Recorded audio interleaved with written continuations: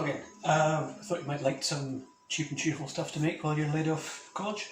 Been around the supermarket this weekend, couldn't find much in the way of bargains or anything going very cheap, but I did find Gala apples, the Royal Galas, at 99 cents a kilo, which is practically free. That big bag there cost me £1.55, so got right into the with apples.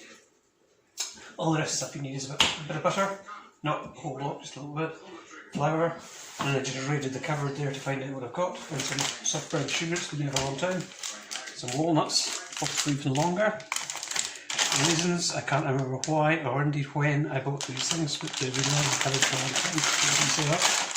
And I've got some cinnamon and some mixed spice. If you haven't got any of these ingredients, doesn't matter, just miss them out. You need the apples obviously for apple crumble, but everything else can be replaced. Flour and butter you will need. Anything else, just use up what you've got in the cupboard. Take the apples, top and tail them, and just peel around. When doing stuff with apples, you'll see a lot of cookbooks saying to put them in water or lemon juice to stop them going brown. It's a bad idea. You put them in water, they soak it up, and then when you go to fry them, it releases the water and they stew and steam rather than fry. So instead of doing that, the enzyme that causes an apple to go brown is in at the core. So if you're quick with the peeling, quarter them, put the core down, and then just nip out the core, it stops it going brown, and you've got ages. Bit of a soft there. Don't worry if they're not perfect, but once it's done in the crumble, it'll look fine. So take all the core out, and just slice them. Slice them quite thick. You don't want thin slices of apple, because they'll go very soft and lose their texture. Ideally you would do this with a nice green Granny Smith, but they're currently about $5 a kilo. These ones are 99 cents, so we'll use these. Slice them into chunks. I have of course washed my hands before I start the camera. So get them all like that, nice big chunks. We'll need about 6 apples. Okay, so we'll come back to this. So I've cut up all the apples. Don't put anything in them yet. No sugar or nothing, no spices or anything at the moment. Just put a bit of butter in the pan. And that's it. I'm using a heavy bottomed cast iron skillet because it's the only one I've got, so it's ideal. Don't worry about the butter going brown. Turn the heat up and start frying the apples. Preheat it out of the pan to avoid getting stewing, not frying at the moment. It will stew a bit when I drop the sugar in. The sugar causes the juices to get the apples. See the butter's gone slightly brown, that's fine, I like that.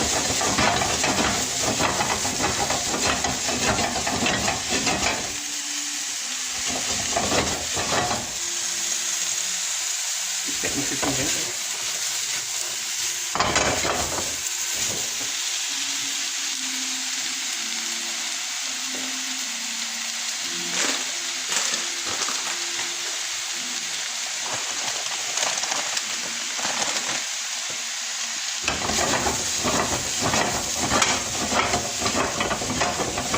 Even though they're getting slightly dry there, just try and get one a little bit fried on the outside.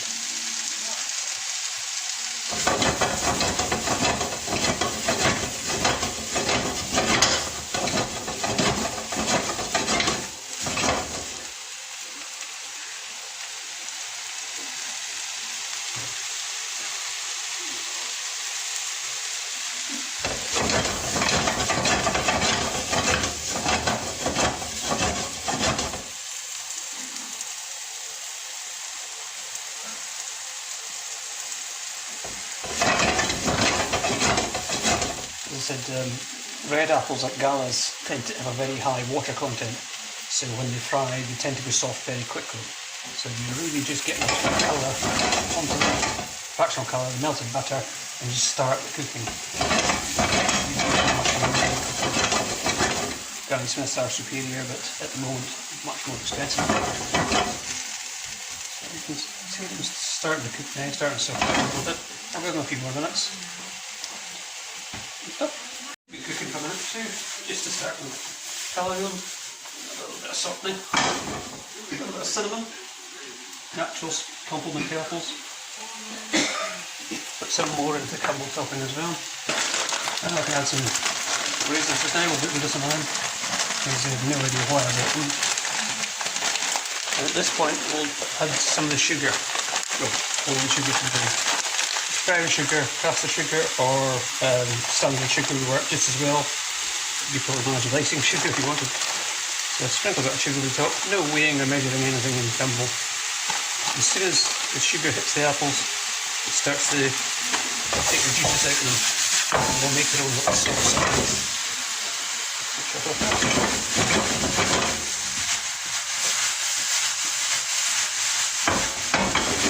You see them getting wet now, the sauce is just getting the water moisture coming out the apples. Self-saucing. Dissolve all the sugar. And they will go soft much quicker than the sugar on them.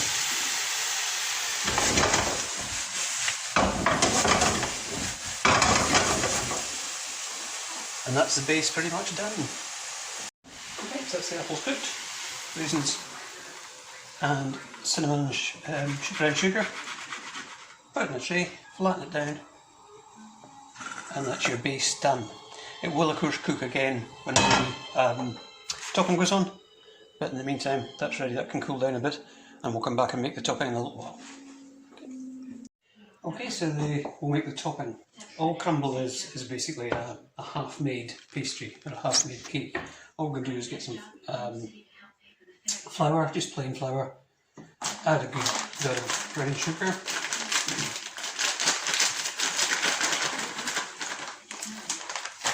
and it's just rough from what I would. Mixed spice, so it's nice and pastry. A teaspoonful or thereabouts.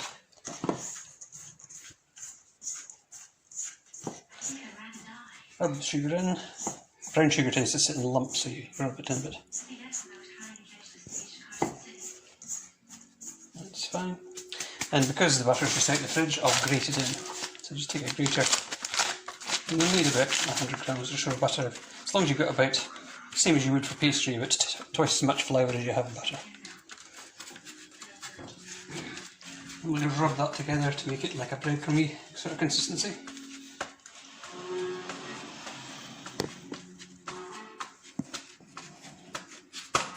I know butter's quite expensive, but if you keep it in the freezer and just take out what you need and grate it, it's not too bad. Break that up.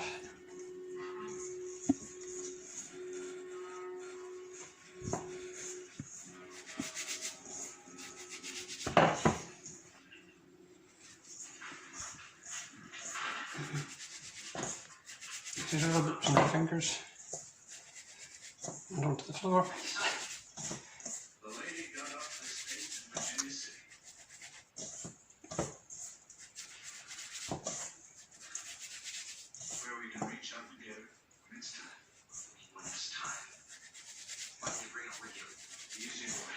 Butter just breaks up and you can see that rough consistency. You could do it in the processor, but then you'd have to wash it again afterwards. You can be bothered. Just spend a couple of seconds rubbing it in like that.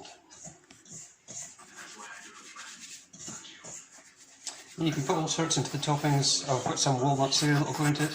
Another trick I used to use is breadcrumbs. I just add some breadcrumbs, normal bread, bought-in breadcrumbs, a handful of them, and it gives it a nice crunch and a nice texture when you bite into it. Very popular dessert. I used to make it all the time in Scotland. Just make little individual ones. And it's rhubarb's in season just now, so rhubarb and apple crumble together is really nice. So you can use your imagination. Any hard, firm fruit is perfect for crumble.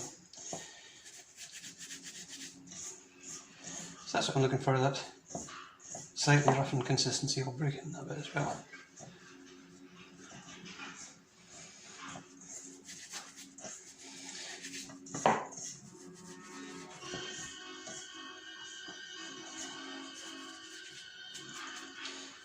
Shouldn't be really long sleeve.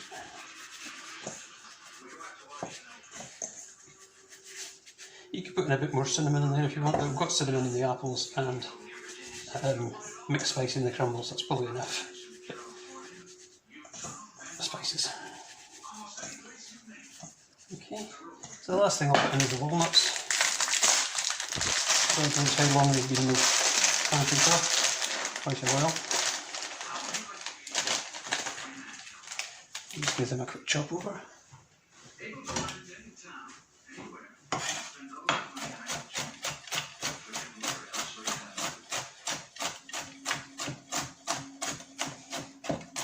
Just so you know, we've gone a bit looking after knives in the last long time.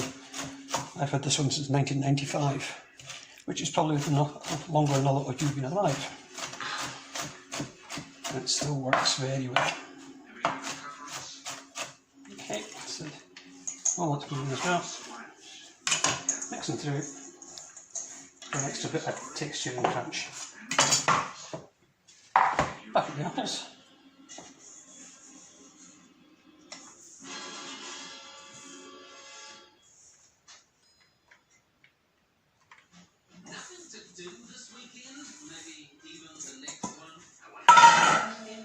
Flatten over, and then we'll bake that until it gets a nice colour. Really, do not worry too much about the time. It depends how much fruit and temperature of the oven and stuff like that. You just go by when it goes firm and gets a nice colour to it. It's starting to colour up, and the apples will all soften. And that is apple crumble, which is done in minutes, very quick, very cheap. And I'll show you the finished results when it's baked. Okay. I'm filming, poo-poo head. You filming now? Yeah. Okay, so this is the crumble, just come out of the oven. I just put it in when I took the main course out, and it's nicely coloured on top. Just scoop it out. It's not something you can present and make fancy and serve with, you know, something you take photographs of. It's just like a basic family favourite. It does taste nice. I wouldn't bother, but I'm not a dessert eater.